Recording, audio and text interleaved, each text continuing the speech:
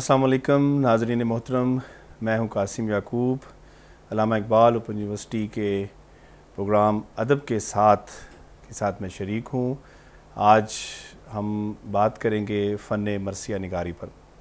आज हमारे साथ मौजूद हैं मंज़र नकवी साहब, जो मारूफ़ शायर हैं, दानिश्वर हैं और मरसिया निगारी पर इनको ख़ास अबूर हासिल है। इनसे तफसील से बात करेंगे। नकवी साहब कैसे हैं आप? ठीक हैं जी, बहुत शुक्रिया, बहुत अच्छा। आप अच्छा, आप ये बताइए कि सबसे पहला सवाल आपसे कि फ़न मरसिया निगारी क्या है?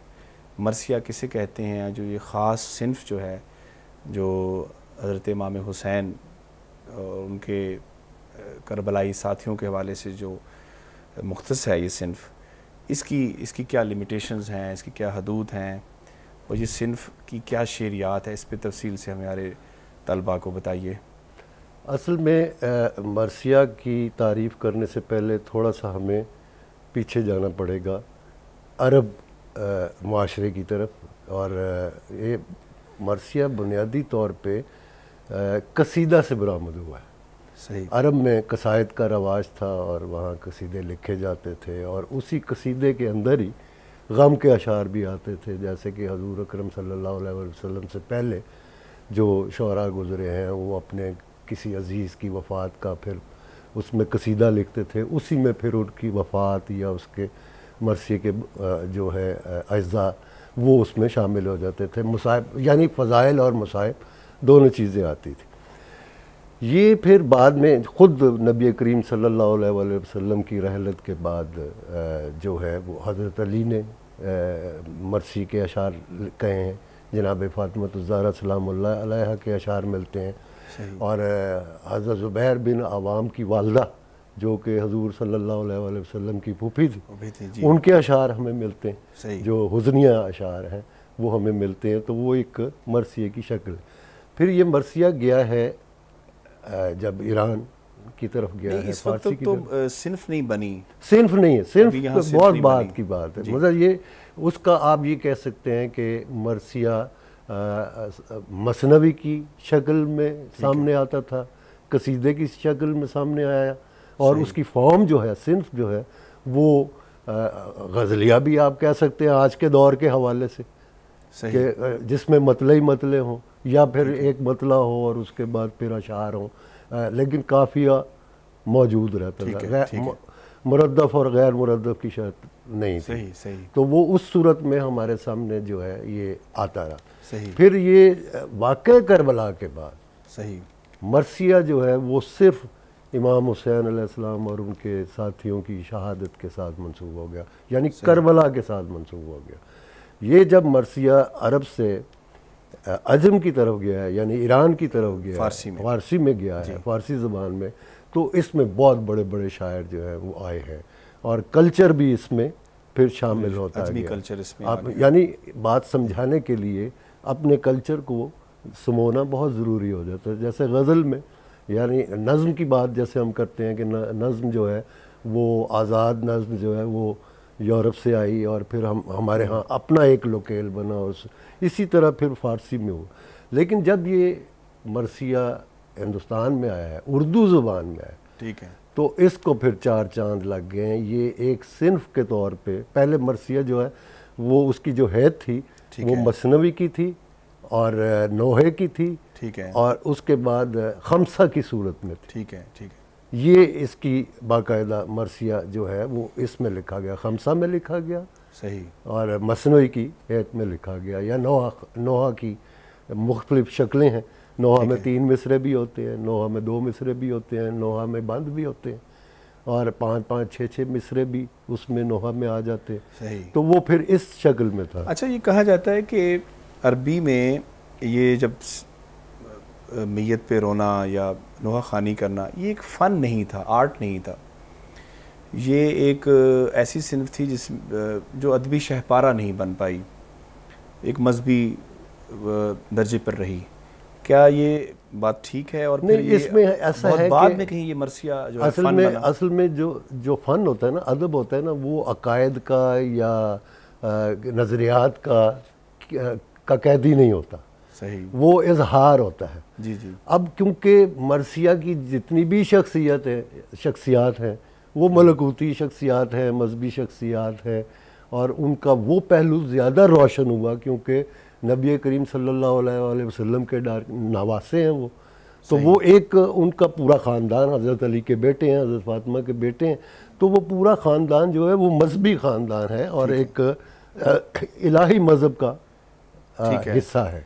तो इस वजह से हुआ। लेकिन अगर इसको हम अदब की हैसियत से देखें तो जहाँ सही इंसानी रिश्ते हैं, रंग हैं, असहाब का क्या किरदार है, औलाद का क्या किरदार है, बहनों का क्या किरदार है, बच्चों का क्या किरदार है, ख़ुद इमाम का अपने जो अजीज़ हैं, अकरबा हैं, उनके साथ क्या किरदार, ये हम बात करते हैं। लेकिन मैं वो पीछे जाता हूँ जो आपने सवाल किया था।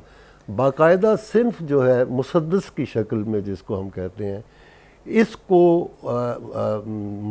मजबूत बनाने में जिन 4 शोरा का ज़्यादा हाथ है जी, उनमें दिलगीर हैं, ठीक है, मीर ज़मीर हैं, सही, फसीह हैं, और मीर मुस्तहसन खलीक हैं।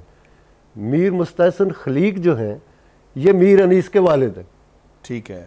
तो ये 4 जो शोरा जिनके मैंने नाम लिए हैं, ये सारे लखनवी हैं, ये सारे लखनवी हैं। और ये उसमें जो है इन्होंने बाकायदा अदब में एक सिन्फ के तौर पे जितना काम किया है, इन्होंने अपने तख्लीकी काम के साथ भी और फिर इसको आगे मुरव्वज करने में, आगे इसको बढ़ाने में भी इन्होंने रोल अदा किया।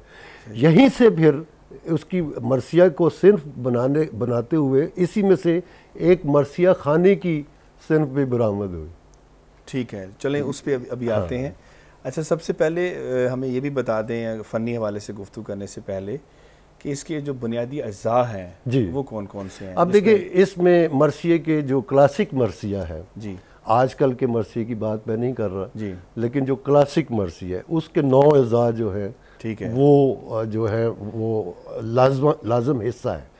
उसमें दुआ है, ठीक है, चेहरा है, ठीक है, सबसे पहले तमहीद, फिर चेहरा, वो उसको वही कहते हैं तमहीद जो है वो दुआया उसमें आ जाता है। उन तलबा के लिए थोड़ी सी तफसील अगर बताते जाएं जी जी कि दुआ में या सरापा में या तमहीद में या रुखसत में, फिर आमद में या रजज़ में कौन कौन सी चीज़ें शामिल होती हैं, फिर शहादत में, अच्छा, वो थोड़ा थोड़ा बताते जाएं कि अब ये दुआ में शायर अपना तारुफ भी पेश करता है, ठीक है, अपना वो जो है जो लिखा है उसकी मंजूरी के लिए दरख्वास्त भी करते हैं अल्लाह ताला से।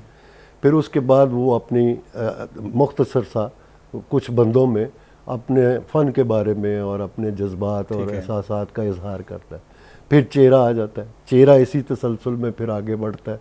फिर वो फ़ज़ाइल आने शुरू हो जाते हैं जो करबला के जो, ठीक है, चेहरे में किरदारों का तारुफ, किरदारों का तारुफ होता है। और उसके बाद वो यजीदी किरदार भी हैं दूसरी तरफ से भी नहीं, असल में मरसिया को जो क्योंकि महदूद होता है और मरसिया में हाईलाइट किया जाता है करबला के मलकूती किरदारों को या इमाम हुसैन और उनके जानसार साथियों को।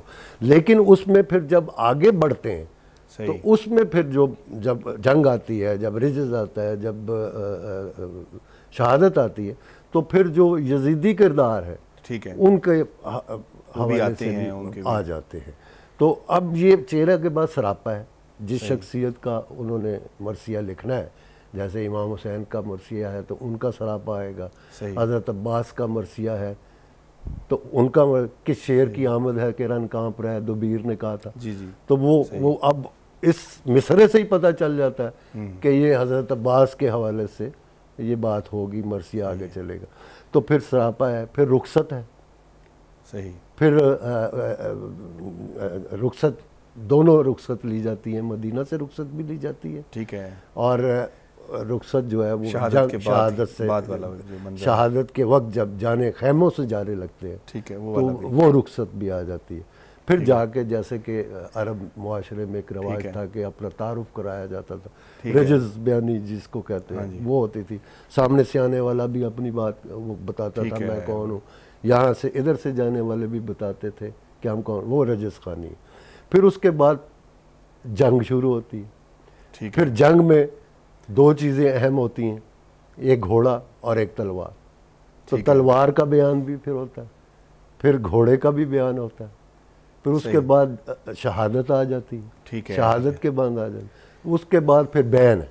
तो ये 9 इज़ा जो है, ठीक है, मरसिया के लाजम है। इसमें बाद लोगों ने बढ़ाए भी हैं, वो उसमें मज़ीद चीज़ें भी ले आए और वो बढ़ाते रहे। लेकिन ये 9 बुनियादी क्लासिक मरसिया के जो 9 इज़ा हैं वो ये हैं। अच्छा, रज़्मनामा जी, नोहा और मरसिया, इनमें फ़र्क क्या है? रज़्मनामे तो बहुत ज़बानों में भी एपिक लिखे जाते हैं। वो देखिए, एपिक का और इसका मरसी का ताल्लुक जो है बहुत बुनियादी, आपने बड़ा अच्छा सवाल किया, मैं इसको बयान करना भी चाहता था कि एपिक में आपके किरदार फर्जी होते हैं। ठीक है, ठीक है, उसमें आप अपने किसी किरदार को बढ़ा सकते हैं, उसको कम कर सकते हैं, उसके बारे में मुबालगा आमेज़ी से काम ले सकते हैं और जब चाहें उसको ख़त्म कर सकते हैं। सही। लेकिन वाक़या करबला के किरदार जो हैं वो मजहबी, जैसे आपने कहा, मजहबी किरदार भी हैं और वो मलकूती किरदार हैं और उनके साथ सच्चाई वाबस्ता है। ठीक है। तो आप वही बात करेंगे जो तारीख़ के पन्नों में वो मुस्तनद हो, जो हमारी इस्लामिक तारीख़ है, वो किसी भी सेक्ट की हो, हमने उसमें नहीं करना और हकाइक से हट के बात नहीं करनी। और जो वहाँ खुतबात दिए, हाँ, वहाँ जो खुतबात दिए गए हैं, शायर ने उन्हीं में ही अपना कमाल दिखाना है। यानी वो गुफ्तगू में जो की गई है, जो खुतबा दिया गया है या जो वाक़या हुआ है और जो तारीख़ के जो मौरख़ था, मतलब कि यजीदी फ़ौज का मौरख़ हमीद इब्न मुस्लिम है, लेकिन वो न्यूट्रल है, वो लिखता है और उसी की ज़्यादा रवायात जो हैं वो मौजूद है। या वो करबला के जो बचे हुए किरदार हैं, जैसे इमाम ज़ैनुल आबिदीन हैं या बीबी ज़ैनब है, या वो उनके हवाले से आती हैं चीज़ें। तो वो जो किरदार है उनको आप अपनी तरफ से कुछ नहीं डाल सकते। वो रवैये जो हैं वो फिर मुख्तलिफ आते हैं, जो इंसानी रवैये हैं उनको आप फिर बयान कर सकते हैं। नाज़रीन, हम वापस आते हैं एक ब्रेक के बाद और यहीं से गुफ्तगू का आगाज़ करेंगे।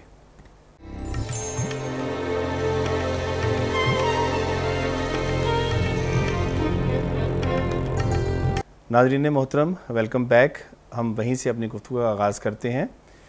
नकवी साहब, ये बताइए कि जो सब कॉन्टिनेंट में, बरसगीर में जो मरसिया लिखा गया, उर्दू में जो आया ख़ास तौर पर, हम जानते हैं कि उसकी रवायत दक्कन से शुरू हुई। जी, दक्कन का जो मरसिया था वो बहुत मुकामी रंग में था, लेकिन बाद में ये फ़ारसी आहंग के बहुत करीब चला गया जब ये शुमाल की तरफ आया। अच्छा, ये भी मैं समझता हूँ कि इसको बयान करना भी बहुत ज़रूरी है अपने तालिब इल्मों के लिए भी, और ख़ुद अपने हमारे अच्छी बात को हमेशा दोहराते रहना चाहिए।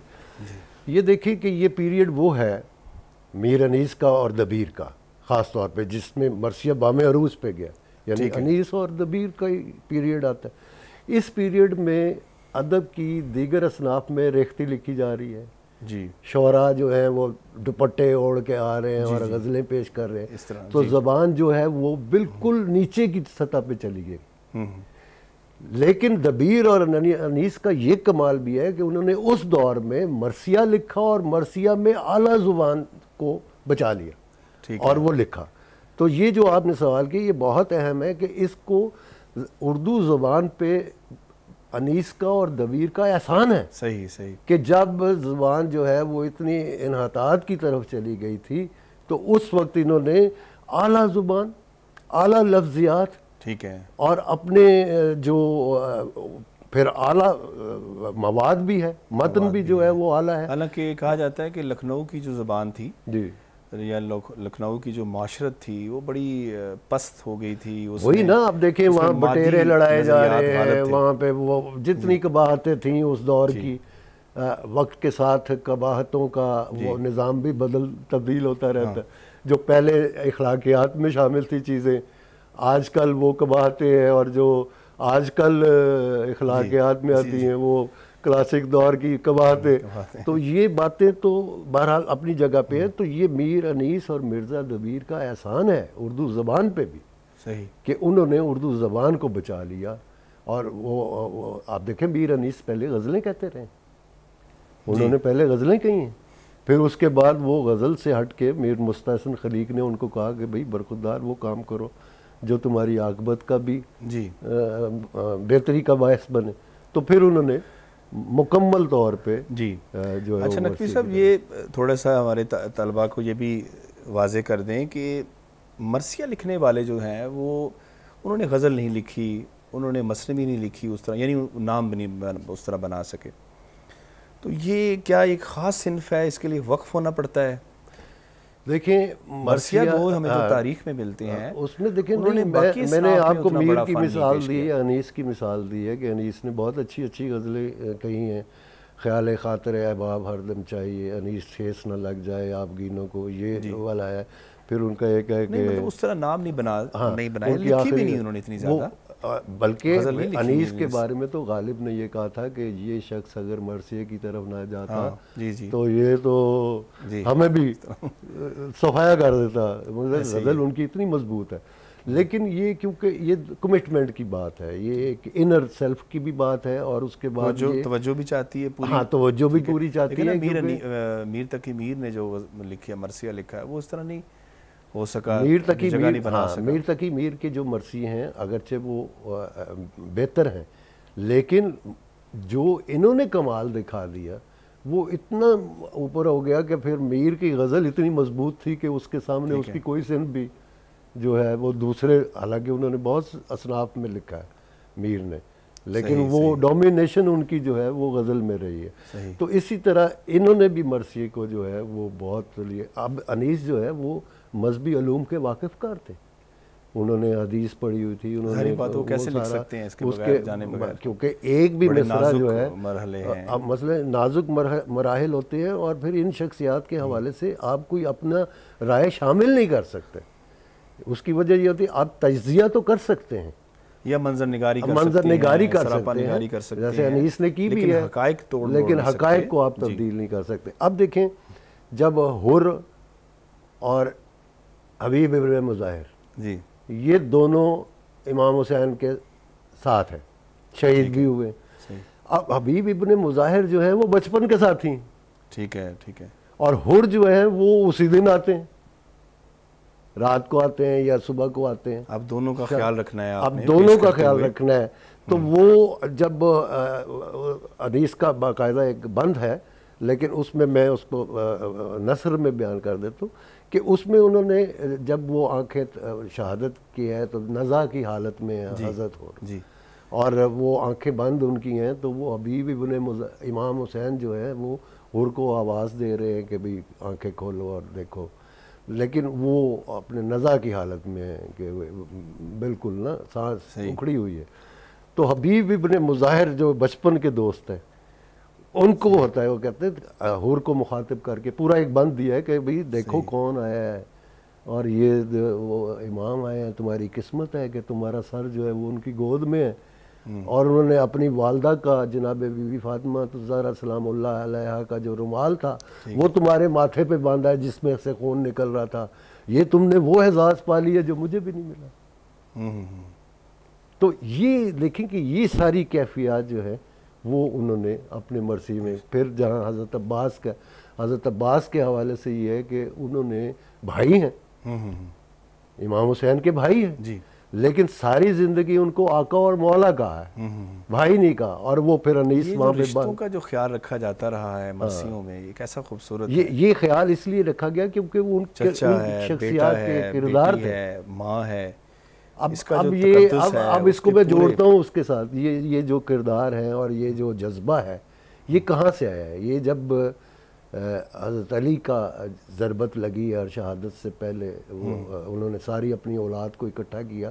वो मशहूर है कि इमाम हसन के नाम एक वसीयतनामा भी है, और फिर उसके साथ इमाम हुसैन और जितनी औलाद थी उनकी सबको इकट्ठा किया और उनको ये कहा कि देखो, हसन और अपनी सारी औलाद को कहा कि हसन और हुसैन की बराबरी का कभी ना सोचना, वो इसलिए कि तुम सब मेरे बेटे हो और ये दोनों नबी सल्लल्लाहु अलैहि वसल्लम के बेटे हैं। तो आप वो जो वो बता गए थे, वसीयत कर गए थे, उस वसीयत पे तमाम ज़िंदगी तमाम भाइयों ने जो है वो फिर अमल किया और उनको आका और मौला समझा है। तो इमाम हुसैन जो अनीस ने इस सारे को कलमबंद किया है अपने मरसिए के बंद में। तो वो मैं समझता हूँ कि मरसी को देखने के लिए तालिब इल्मों के लिए ख़ास तौर पे मैं ये बात करना चाहता हूँ कि इसको बतौर सिंफ पढ़ा जाए।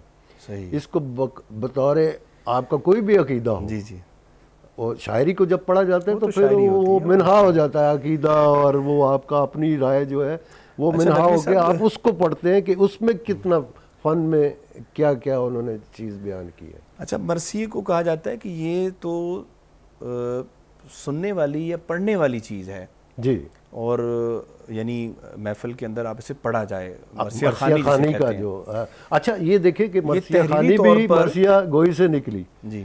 जब मरसिया लिखे गए तो अनीस ने अपना एक जगह मरसिया पढ़ दिया, नया मरसिया लिखा, एक जगह पढ़ दिया, ये ज़्यादा से ज़्यादा दूसरी जगह पढ़ दिया। लेकिन उनके फिर वो मरसिए जो थे बाद में जो मरसिया खानी की फ़न के साथ जुड़े हुए लोग थे वो पढ़ते थे मुख्तलिफ मजालिस में। आज भी जैसे शायर नोहा लिखता है या शायर सलाम लिखता है, नात लिखता है, तो वो फिर नात खां जो नहीं, है वो होता है इस तरह कि जो पढ़ने वाली चीज़ होती है वो यानी मैंने कहीं जाके सुनानी है तो मेरे सुनाने का भी उसमें बड़ा मतलब वो होता है, बाकायदा उसके वो पूरा आर्ट में शामिल वो आर्ट इसलिए शामिल हो जाता है कि जैसे हर लफ्ज़ की अपनी एक सौत होती है जी जी, और उसकी अपनी एक जलतरंग भी होती है। ठीक है, वो खा अलमिया लफ्ज़ हो या तरबिया, ठीक है, तो उसकी अपनी एक साउंड होती है। जैसे आपने दूर कह दिया, अब दूर जो है कहने को तो मैंने दूर कह दिया, लेकिन वो नहीं आया, लेकिन दूरी इसके कई शेड्स हैं। दूर बाकायदा एहसास होता है कि हाँ दूर की बात है, दूर दूर दूर। अब लफ्ज़ एक ही है लेकिन उसकी साउंड्स जो हैं आप देखते हैं कि मुख्तलिफ है। तो मरसिए में इस चीज़ का बड़ा ख्याल बहुत ज़्यादा ख्याल रखा जाता है। लफ्ज़ों की अपनी जो नफ्सियात है, अपनी जो सौत हैं, उनका भी ख्याल रखा जाता है। ज़बान बयान तो है ही है, फिर मिसरा चुस्त होना चाहिए, बंदिश होनी चाहिए, क्योंकि इसमें देखें कि 4 मिसरे जो हैं वो काफ़िया रदीफ़ के साथ है। सही, या रदीफ़ नहीं भी है तो काफ़िया के साथ ज़रूर है। फिर उसके बाद जो है वो टीप का मिसरा जो है जिससे गुरेज बार रिपीट हो रहा है, वो बार बार वो उससे फिर आगे बढ़ना है ना, बढ़ रहा है। वो जो उसका जो मुसद्दस का जो टीप का मिसरा है, आखिरी 2 मिसरे जो हैं वो फिर आपने आगे बढ़ना है, आगे जब बढ़ना है तो इसमें फिर एक मरसिए में एक और बड़ी अहम चीज़ है गुरेज की सूरत। गुरेज जो होता है वहीं पे शायर जो है अपने मजमून को शॉर्ट भी करता है या उसको आगे मुंतकिल करता है कि उसने कहाँ तक जाना है, तो उससे अंदाज़ा हो जाता है। अच्छा नकवी साहब, अब हम 20वीं सदी का जो मंजरनामा है उस पर आखिरी सवाल आपसे कर लें कि जोश मली वादी को कहा जाता है कि उन्होंने मरसिया लिखा और जिसे अनीस को ख़ातम कहा जाता था उन्होंने, लेकिन एक नया रास्ता बनाया। हाँ नहीं, इससे पहले मैं थोड़ा सा जोश पे आने से पहले एक बात ज़रूर करना चाहता हूँ कि फिर अनीस और दबीर के शागिर्दों ने और अनीस खानवादा अनीस ने मरसिए को बामे अरूज पे पहुँचाया। यानी अनीस के जो पोते हैं दूल्हा साहब अरूज और उनके नवासे हैं प्यारे साहब रशीद, इन्होंने मरसिए को अनीस से आगे लेके गए, बल्कि इजाफे किए हैं, और इसमें जिसको कहते हैं कि साकीनामा वो इसमें शामिल हुए हैं, वो बाकायदा मरसिए का हिस्सा बने। तो मरसिए में बहुत सारी चीज़ें ऐड होती गई हैं। इसी तरह जब आपने जोश का हवाले हम उससे गुजर के आते हैं तो जब देखते हैं इकबाल तो खैर फिर बुलंदी हो जाते हैं, वो तो तमाम शायरी की असनाफ को यकजा लेके वाहिद शायर है जी कि जो तमाम असनाफ को उन्होंने ख़त्म कर दिया और शायरी को डोमिनेट कर दिया। इकबाल का जो है सबसे बड़ा कमाल ही है कि असनाफ पीछे रह गई और शायरी डोमिनेट हो। लेकिन उन्होंने उस तरह रवायती मरसिया तो नहीं लिखा, उस तरह नहीं लिखा, लेकिन उन्होंने वो इंकलाब के जो जोश के यहाँ जुज आते हैं जिसको जोश ने फैलाया है, तो वो फिर वो इंकलाब की सूरत हाल या अपने असर के साथ जोड़ना ये अपनी जगह पे अहम है। देखें डॉक्टर अली शरीयती ने इसको बड़े अच्छे तरीके से बयान किया हुआ है, गो कि अगरचे वो एक सेक्ट के साथ है लेकिन वो बात को लाने के लिए अदब में भी बात वही होती है जो कि हर जगह अप्लाई हो सके। ठीक है। शरीती ने कहा था कि एक सुर्ख शीयत है और एक स्याह शीयत है। ठीक है। स्याह शीयत को वो रसूमाती शीयत कह रहा है, ठीक है, और सुर्ख शीयत को कि भी मैदान अमल में आओ। ठीक है, ठीक है, वो इनकलाबी होना, इनकलाबी होना, वो उस चीज़ को कह रहे हैं। अब यहाँ जोश जब ये कहते हैं तो जोश ने जो इनकलाब के हवाले से बात की, क्योंकि उनका मिजाज ये था, नज़्म के शायर थे वो, तो उन्होंने वो जो बंद लिखे हैं, कैंटोज लिखे हैं, मैं ज़ाती तौर पर उसको नज़्म के कैंटोज समझता हूँ की उस खालिस फॉर्म में, उस खालिस फॉर्म में नहीं है वो। क्योंकि आप देखें, आप चीज़ों को तोड़ना जो होता है ना, बनी बनाई चीज़, मैं इस मेज़ को तोड़ दूँ, अब इस मेज़ के हिस्से कर दूँ, तो वो मेरे लिए आसान है, लेकिन मैं तोड़ के बना क्या रहा हूँ। ठीक है, सही है। अगर बना के कोई उससे आला चीज़ दे रहा हूँ तो वो मेरा तोड़ना जो है वो वैलिड हो जाता है।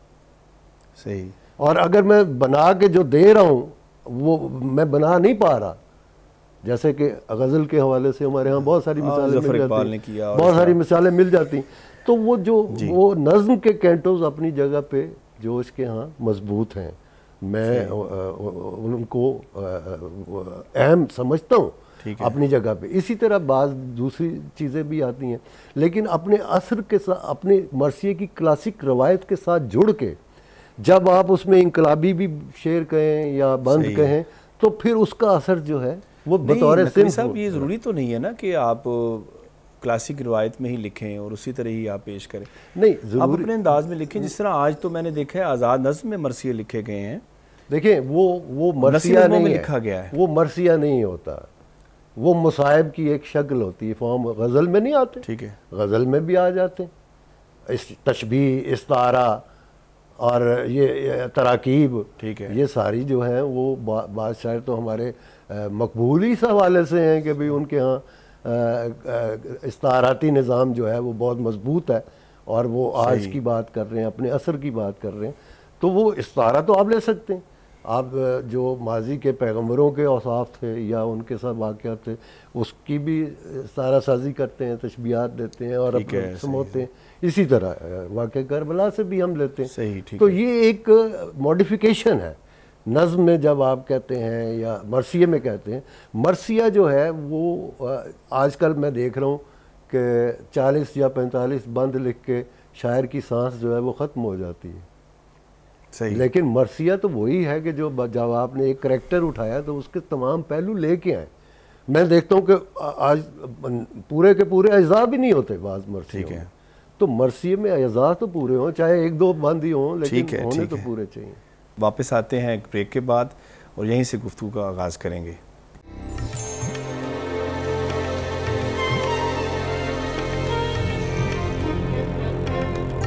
अच्छा नकवी साहब, जोश के बाद का जो मंजरनामा है, देखिए क्या पाकिस्तान के बाद का ही मंजरनामा बनेगा? अभी कौन से बड़े मरसिया देखें, अगर हम मरसिया निगारों को देखें तो बहुत बड़े बड़े आए हैं, जैसे मैंने प्यारे साहब रशीद तक का है, उसके बाद बेशुमार है, और नजम अफंदी हैं, निशात हैं, ठीक है, फिर वो रईस अमरोवी हैं, फिर वो हमारे यहाँ जो है वो मोहसिन जौनपुरी आ जाते हैं, फिर कैसर बारवी हैं जी, अख्तर अब्बास हैं, फिर डॉक्टर वहीदुल हसन हाशमी हैं, उनके बेटे शबीउल हसन हाशमी हैं, और फिर उसके बाद सैयद वो क्या अपना आगा मसूद रज़ा खाकी हैं। उनके इनकलाबी मरसिये, वो जो आपने सवाल पहले हम निभा चुके हैं कि क्लासिकी रवायत में रहते हुए उन्होंने क्लासिकी रवायत के ही मरसिया गो हैं जी, हाँ, लेकिन उन्होंने इनकलाबी से जोड़ा है, अपने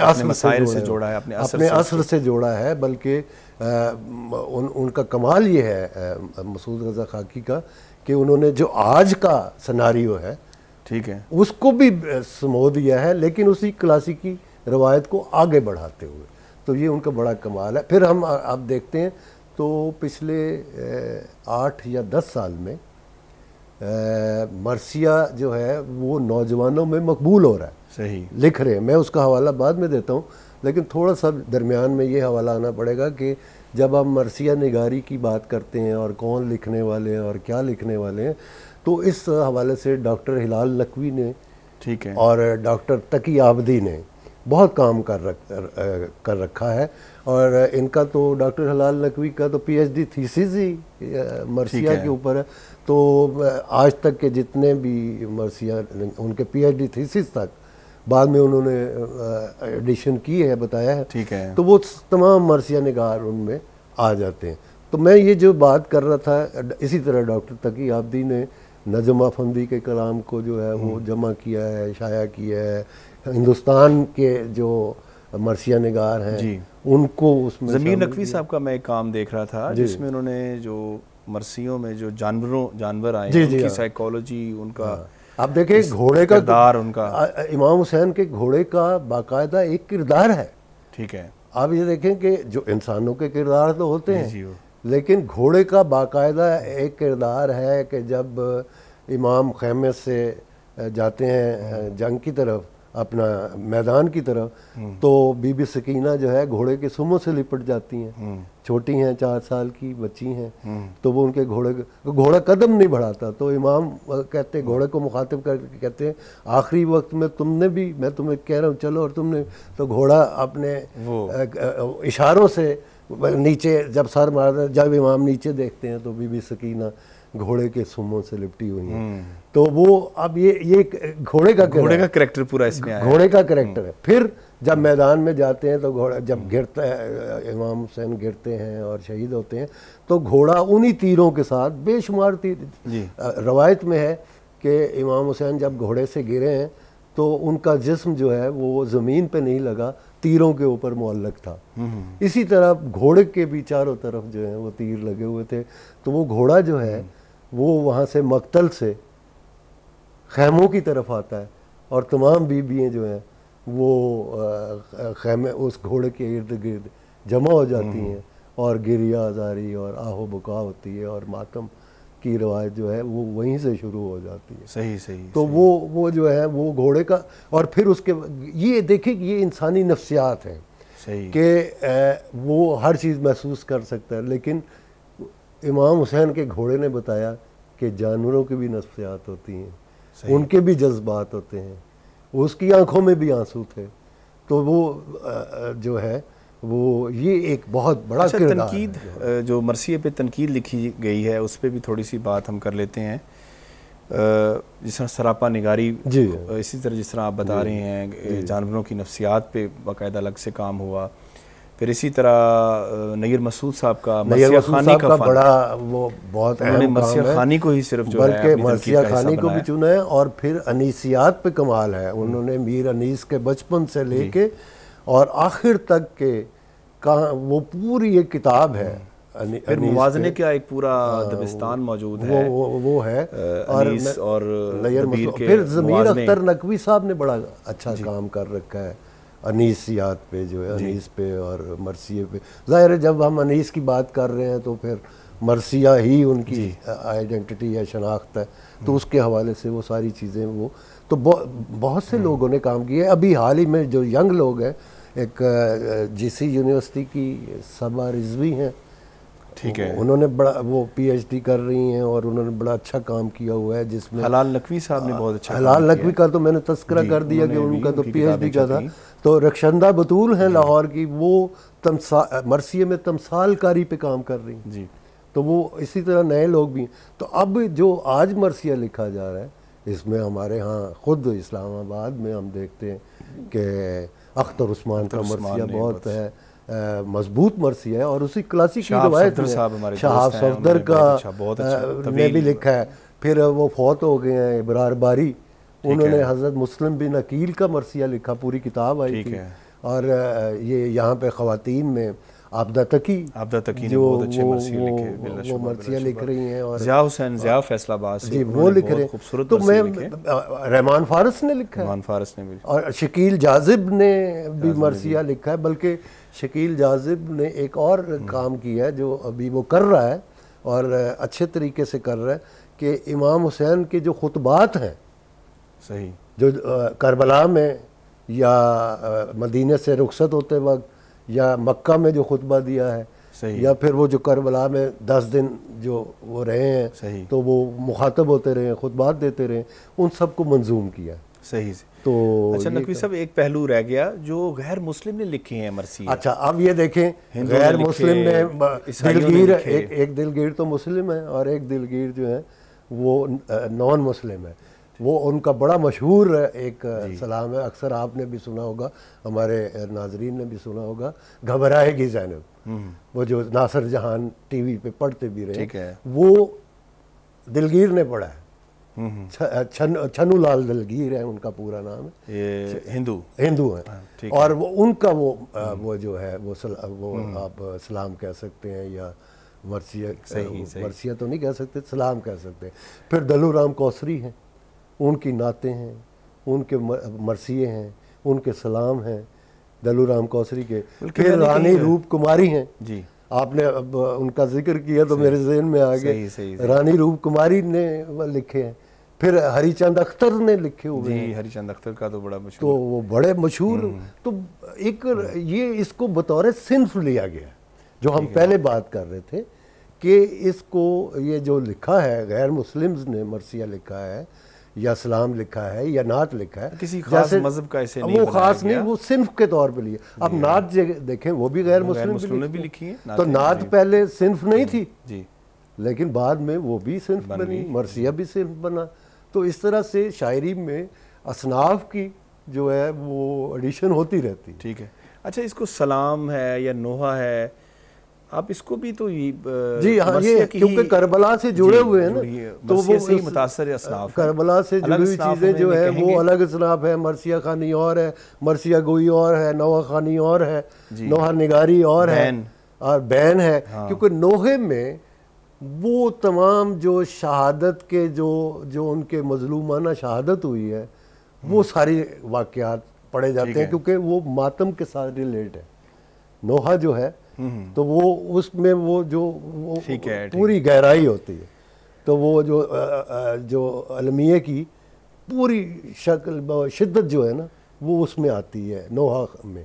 तो वो नोहा में क्योंकि मातम भी हो रहा होता है साथ, तो वो उसमें है। नोहा खानी का और है, नोहा लिखने वाले तो शायर ही होते हैं, ठीक है, और लेकिन नोहा खान जो है वो दूसरे हजरात होते हैं। अच्छा, आज़ाद नज़्म में जो लिखा जा रहा है मरसिया, जी जी, हम उसको क्यों नहीं वो वेटेज देते जो क्लासिकल हमारे यहाँ जो मरसिया लिखा वेटेज है उसकी? देखिए, यानी आज भी अगर मैं सवाल अगर मुकम्मल कर लूँ, हम आज भी हम मरसिया सिर्फ उसी क्लासिकल मरसिया को कहते हैं जो अनीस के यहाँ जिसका अरूज हमें नज़र आता है, उसी से हम मापते हैं कि ये मरसिया बड़ा है तो अनीस के करीब पहुँच गया है हमारे यहाँ जिस तरह आजकल लिखा गया। लेकिन हम उसके अंदर नई चीज़ें लाएँ, नई असनाफ लाएँ, नए तजर्बे करें।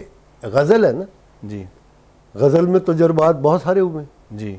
2.5 मिसरे की गज़ल भी कही गई है, सही, 1.5 मिसरे की गज़ल भी कही गई है। नहीं, गज़ल तो एक फॉर्म है ना, मैं बता रहे हैं फॉर्म है ना, मरसिया तो मौज़ूआती सिन्फ है। नहीं, मौज़ूआती के साथ फॉर्म है। मैंने जो शुरू में बात की है कि मीर ज़मीर ने, दिलगीर ने, फसी ने और खलीक ने इसको बतौर सिन्फ लिया है और इसको मजबूत बनाया है, और वो इतनी मजबूत बन गई है सिन्फ कि अब उसकी टूट फूट नहीं हो सकती। ठीक है, वो आज़ाद नज़्म, आप देखें घबराएगी ज़ैनब जो है वो आज़ाद नज़्म की शक्ल है। जी जी जी, नज़्म मुर्रा कह लें या उसको आज़ाद नज़्म कह लें। तो जब उस शेप में भी मरसिया कहा जा अपना बयान किया जा सकता है तो उसको उसी रंग में लेना है। सही।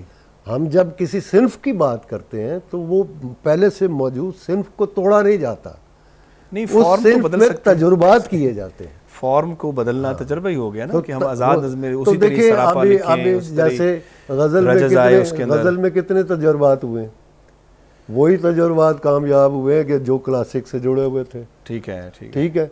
इसी तरह आज़ाद नज़्म जो है वो भी वही नज़में कामयाब हुई हैं तजुर्बात की कि जो जुड़ी हुई थी। अच्छा, उसके बाद जो नहीं थी उनको आपने फिर नसरी नज़्म का नाम दिया। ठीक है, उसमें एक नई सिन्फ का इजाफा हो गया। तो जो मरवजा सिन्फ असनाफ की जब हम बात करते हैं तो सिन्फ के अपने कवानीन है। ठीक है, अपने उसको तो फिर बतौर सिन्फ लेना होगा। फिर आप ये नहीं कि वो चूचू का मुरब्बा तो नहीं बनाया जा सकता। सिन्फ में तो फिर ये है कि नई सिन्फ इजाज़ हो सकती है। जैसे अभी वो क्या है, हमारे जदीद शायर हैं, उन्होंने अशरे लिखने शुरू किए। हाँ, अदरीस बाबर ने, अदरीस बाबर ने, तो अदरीस बाबर ने अशरा लिखा है, तो वो अगर उसका ततब्बो होता है और लिखा जाता है तो वो एक सिर्फ के तौर पे आ जाएगा। हमारे शायरी का तो कानून ही ये है कि भी इसमें तजर्बा हो और उसमें फिर नई चीज़ें आएँ और नई सिर्फ असनाफ आएँ तो वो चलती हैं। तो मरसिया का जो मुसद्दस की शक्ल में मरसिया है, अब खमसा में भी नहीं रहा, अगरचे हमारे मुसद्दस ही ज़्यादा है जी। ये क़याम पाकिस्तान के बाद तक खमसा में भी लिखे जाते रहे हैं, मशहूर शौरा ने लिखे हैं, तो खमसा में भी हैं, लेकिन जो मरसिया मुसद्दस में है और जो उसका रिदम है वो फिर दूसरे में नहीं है। तो बाकी सलाम है, नात है, तो सलाम जो है कितने अच्छे अच्छे सलाम शौरा कहते हैं और नाते कहते हैं। सलाम की अगर आप अपने 2-4 अशार मैं आपको, आप कह रहे हैं तो मैं एक सुना देता हूँ सलाम। दरियाए दीन हक की रवानी हुसैन है, दरियाए दीन हक की रवानी हुसैन है, प्यासी है नहरे अलकमा पानी हुसैन है, प्यासी है नहरे अलकमा पानी हुसैन है, जिस पर किसी जवाल का साया न पड़ सका, जिस पर किसी जवाल का साया न पड़ सका, इस्लाम तेरी नूर फिशानी हुसैन है। सुभान अल्लाह, सुभान अल्लाह। इस्लाम तेरी नूर फिशानी हुसैन है, और मुर्दा दिलों को चाहिए दुनिया की आबोताब। वाह वाह वाह। मुर्दा दिलों को चाहिए दुनिया की आबोताब, जिंदा दिलों की दर्द कहानी हुसैन है, जिंदा दिलों की दर्द कहानी हुसैन है, यकजा हुए हैं जिसमें सब औसाफ अंबिया, यकजा हुए हैं जिसमें सब औसाफ अंबिया, ज़िब्ह अजीम एक निशानी हुसैन, निशानी हुसैन है, ज़िब्ह अजीम एक निशानी हुसैन है, और सीरत में सूरत में मुस्तफ़ा है, शुजात में मुर्तज़ा। सुभान अल्लाह। सूरत में मुस्तफ़ा है, शुजात में मुर्तज़ा, कुरान का हर्फ हर्फ मानी हुसैन है, मानी हुसैन है, कुरान का हर्फ हर्फ मानी हुसैन है, और सजदा है ज़ेरे तेग तिलावत सरे सिना, सजदा है ज़ेरे तेग तिलावत सरे सिना, मंजर नमाज इश्क का बानी हुसैन। सुभान अल्लाह। वाह वाह। सजदा है ज़ेरे तेग तिलावत सरे सिना, मंजर नमाज इश्क का बानी हुसैन है, दरियाए दीन हक की रवानी हुसैन है, प्यासी है नहरे अलकमा पानी हुसैन है। बहुत नाज़रीन मोहतरम, तलबा व तालबात, आज आपने फ़न मरसिया गोई पे, मरसिया निगारी पे हमने गुफ्तगू की। हम बहुत मशकूर हैं मंज़र नकवी साहब के कि वो तशरीफ़ लाए। ये इतना वसी मौजू है कि इस पर शाम तक भी मंज़र नकवी साहब से बात करते जाएं तो शायद हमें कम लगे। अगले प्रोग्राम में किसी और मौजू के साथ फिर हाज़िर होंगे, तब तक के लिए इजाज़त दीजिए। खुदा हाफ़िज़।